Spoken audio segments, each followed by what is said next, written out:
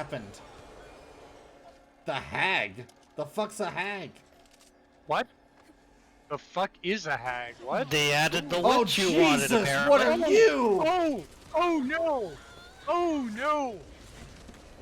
Holy Buddha, no! It puts you in its mouth! Oh my god, that's some Dead by Daylight shit. Fuck, you have to die! You have to die! Get away! Go to the church! Get to Jesus! Back4Blood.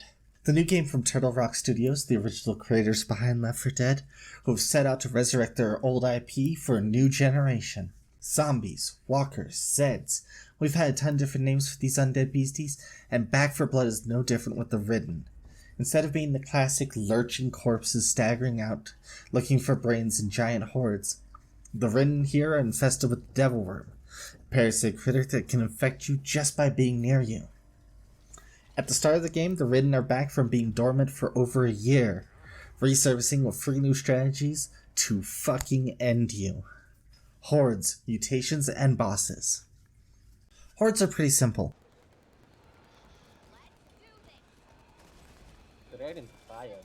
Right? So fucking rude. An avalanche of Ridden trying to pull you down and anyone in your team via raw numbers. Most Horde are drawn to loud noises. Y'all ready? Yes. Your cars, your alarm doors, and fucking all the gaggles of grackles in the area. There's like 3 of them clustered up there. Jesus. But the game itself fucking hates you, and isn't gonna let you stealth your way to victory. There's always a horde timer, with 1 on the way. I love that it encourages me to shoot. Oh god, there's a tall boy right there. Just chilling for some reason behind that door. I don't like that shit. Let's go just meet him. He was just chilling there. He could hear us. Mutations are empowered specialists. Do you remember the Left 4 Dead smokers, hunters, boomers, chargers, jockeys, spitters, tanks, and witches? Well, now you got spitters, stalkers, tall boys, clickers, snitches, belchers, and still we got boomers. First up are the rotund belchers and boomers, which the game calls reekers. They have a simple goal in life: cover you in Ridden attractant stomach acids by exploding or vomiting on you the second they see you. Floater behind me! Floater! Cover me, reloading! Run inside. No, Felix! Felix, what are you doing? You meant run inside the safe room. I did not understand. You... Oh my god. You fucking Get in. Tall boys fill in for tanks and chargers with their immense size and big-ass arm. Easy to spot and quicker than they look. They'll make sure you bleed. Oh god, that tall boy just climbed up here. I don't like that. Oh, hi. Stingers and stalkers are the ungodly offspring of hunters and smokers. Quick, able to cling to walls, and multi-armed, they're the Spider-Man of your nightmares. Stingers will try to wrap you up in their long-range loogies just to immobilize you, while stalkers will drag you away from your friends and to your death. Oh Jesus! Oh no! What the fuck? That was a fucking zombie born of fire. Sleepers, or as my crew calls them, clickers, are living booby traps. Adhering themselves to any surface, these horrible cocoons will launch their last meal at you the second you're within line of sight. Do not let these critters catch you off guard. Last, we have the unliving embodiment of Randall from Recess, snitches. Kill them quickly or they'll scream so loud they'll call down multiple hordes on you. Dodging them ain't easy, either, because they'll shriek even if you're across a whole courtyard and they just happen to see you. Melee does not work on them. But hey, sounds easy, right? Mutations just add spice and Horde keeps you on the run. Hey, don't worry. Back4Blood's got you. Just when you feel secure enough, a boss is going to jump in and curb stomp that complacency out of you.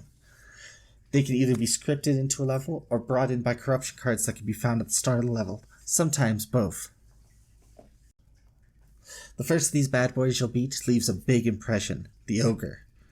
Made from hundreds of Ridden, these stompy boys don't care if where you hide, what's protecting them from you. He is coming. He's always coming for you. And when he's riled up, he'll rip off chunks of himself just to throw them at you. While Molotovs still work on him like they did on the tanks, we suggest instead you aim for the weak spots on his stomach and neck like he was the leg day is every day dude at the gym. When in Rome, do as the Romans do. When you encounter the big boss melee monster, Oh my god, I've never seen it do that. That's so cool. Oh god, that was so cool. You saw that, right? That's like CEO. What the fuck is this ragdoll? Are you seeing this, Zeus? Oh, it's gone. Yes. Okay, sure, whatever. It's still there for me. What the next boss loses in height, he makes up for in armor. The Breaker is an undead battering ram, here to throw you across the map multiple times if he can help it. We advise you use grenades to blow off his armor and stagger him while keeping your distance. Trust me, bonking this bruiser with a bat That will thing was not underneath help them, you. by the way. Like, I do not blame them for not going out. Ooh, sorry about that there, chat. I mean, they flat out say there's something inside the building. Ow. Nah. Lastly, we have the Hag. And she's a lot. Happened. The hag? The fuck's a hag? What? The fuck is a hag? What? they added the Oh, what you wanted, Jesus, apparently. what are you? Jesus, what are you? But I can already hear you in the comment sections. Hey, we get it, Zon. Zombies are with some weird abilities. But what about us? What about the player characters? Well, instead of being the dopes running from failed escape attempt, and rescue plan to rescue plan, you're the ones doing the rescues this time. Your group is the cleaners, and your job is to make an area safe. Lucky for you, the cleaners you're running with are immune to devil worms. First up, we got Walker. He's a serious-minded former Marine whose pragmatic ability gives your team extra health for as long as he's in the party. His passive ability is called Model Soldier, giving him more overall damage, while his military training active ability increases his accuracy with any weapon temporarily after each ridden kill. That's right, each cleaner actually brings their own abilities and skills to the table. These all comprise of a team perk, a passive ability, and an activated power. This is on top of each cleaner having their own unique loadout when they start a run. So, opposite of Walker, we have Holly, our cheerful optimist. She gives more stamina to the team, which can be used for either running or meleeing Ridden into the dirt with her cardio ability. Her tough as nails passive grants her more damage resistance, and her Grand Slam activity recovers stamina after each and every kill. She's my Skelebro Seuss's cleaner of choice. The newcomer to your group is Evangelo, who helps round out your initial set of cleaners. His life-footed perk gives his team the overall faster movement, while his passive ability Fit helps him regenerate stamina quicker. His Born Survivor active is your best friend if stingers and stalkers are bringing you down, since it lets him break out of their holds faster and more often. He's my main goblin Felix's best friend. Of the initial 4 cleaners to choose from, Mom keeps everyone working and alive.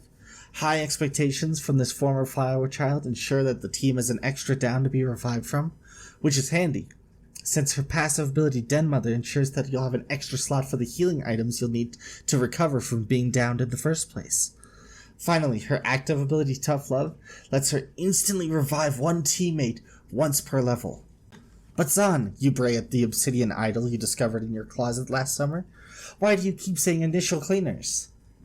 Well, had you not been so simple-minded and hasty, I would not have to respond with, "Don't be so hasty, my simple-minded friend." Before you complete the first 4 missions, you only have 4 cleaners to choose from. But, once you escape the 4th mission alive, which is easier said than done, you'll unlock the following 4 cleaners. Up front, let's get everyone's favorite out of the way first, Hoffman. Our resident store clerk was a prepper even before the Ridden showed up, and he's ready to kill any and all of them that even look at his red stapler. His cargo pants ability, yeah, that's what it's called, gives the team extra ammo capacity, while his passive, Ready to Rock, lets him have an additional offensive item slot to hold all those delightful grenades he finds everywhere. His active ability, Always Prepared, lets him have a chance to find extra ammo after each kill. The best team member of our team, Vox, owns with Hoffman. Doc, despite her unfortunate accent, saves the team's bacon with Triage, which holds off trauma damage. That damage that reduces your max HP thing. Her passive makes her more efficient at healing because she's a trained physician. Lastly, her active lets her do field medic work by being able to heal everyone a little bit each level. Jim was probably born with a rifle in his hands. He lives for accuracy, whether it's his Seasoned Hunter ability that gives his team extra weak spot damage, his quick aim passive that lets him scope his enemies faster, or Clean Kill, which temporarily increases his damage after each kill he stores, at least until he's hurt back by them. Give Jim a sniper rifle and watch the Ridden explode around you. Finally, we got my main punk girl, Carly. She puts her dexterous abilities to use by giving her teammates faster use of any items such as bandages or ammo boxes. Her bag of tricks ensures that she starts out with the necessary extra inventory slot to hold those items from the start. Finally, Carly is weird. She doesn't have an active ability. She has a secondary passive, Danger Sense, which highlights any and all dangers, from alarmed cars and mutations when they appear, to clickers. Okay, so, what's the loot like, you ask? Oh, we got those. We got so much of that. We got weapon skins, we got cleaner outfits, we got things I ain't even tried. And we got cards just on the side. You begin each run with a deck that will augment your gameplay style, whether it's from making your melee attacks into the much deadlier combat knife ability, to being able to sense copper in the area around you, which you'll need to buy new equipment at the beginning of each act. You'll be getting all these fins, weapon skins, outfits, and cards from supply lines, which you'll be filling out by spending supply points. Now I hear what you're saying before you even ask. Where do I get those points? Microtransactions? Loot boxes? The Epic Games Store? Nah. You get them by playing the game. Completing a level will score you points, and each level is worth about 40, especially if you do the additional missions, like killing a boss ridden or not alerting the horde. Now, I could go on and on about the in-game storyline, the amazing cutscenes, and the awesome character dialogue throughout levels, but this video's going on long enough, so I'm gonna leave you this knowledge. Act 1, Chapter 1, Level 4 is cursed. That ship wants cleaners dead. Be safe out there, and we'll see you next time.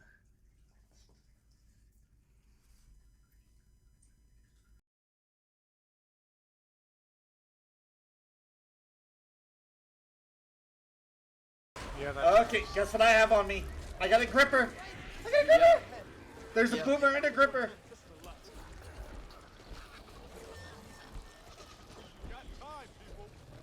Okay, I'm gonna shoot him. Come here. Guess who gets to sleep for a bit? Oh. And my sense of smell. Hey, cards. Nothing wrong with knowing the odds ahead of time. good. I know what I am. I found the enemy. They're upstairs. Well, that was a fine hullabaloo. Did you just say hullabaloo? I don't know how I feel about that. Yes. What the fuck is wrong with this asshole? I'm so glad that was on screen. I'm so glad that. He Oh got my launched- god, are they just here He to got launched troll? across the fucking literally was screen. so He got launched confused. across the screen. Oh my god. The war is over, Zeus. We're safe. I always knew it would end like this. Oh Jesus! Oh my god! Oh, that was so dark. If you have a second to